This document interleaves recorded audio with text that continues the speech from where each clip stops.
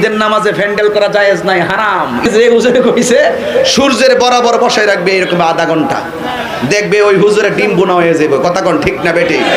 ঈদের সলাতে শামিয়ানা যারা বেদাত বলছেন তাদেরকে কটাক্ষ করে জনৈক আলোচক বলছেন যে তারা সূর্যের দিকে মুখ করে আলোচনা যাতে করে। মূলত রাসূল সাল্লাল্লাহু আলাইহি ওয়াসাল্লামের কোনো হাদিস পেলে নির্দ্বিধায় মেনে নেওয়া একজন মুসলিম হিসেবে প্রত্যেকের দায়িত্ব।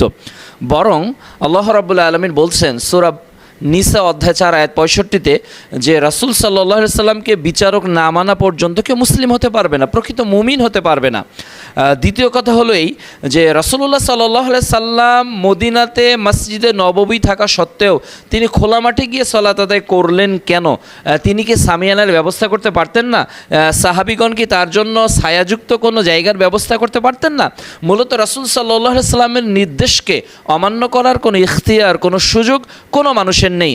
আর আপনারা যদি সুন্নত বহির্ভূত সময়ে সালাত আদায় করেন, এটার জন্য তো শরীয়ত দায়ী নয়।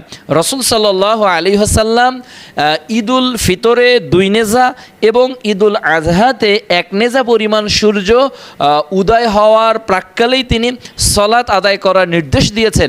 কিন্তু দুঃখজনক হলো সত্য, বাংলাদেশে ঈদুল ফিতর এবং ঈদুল আজহার সালাতকে এমনভাবে আদায় করা হয় সূর্য 3 নেজা 4 নেজা 5 নেজা পর্যন্ত উঠে যায়, আর আমাদের কোনো ভূরুক্ষেপই থাকে না। তাই আসুন যুক্তির ঊর্ধ্বে থেকে আমরা কোরআন ও সুন্নাহকে মেনে নেই।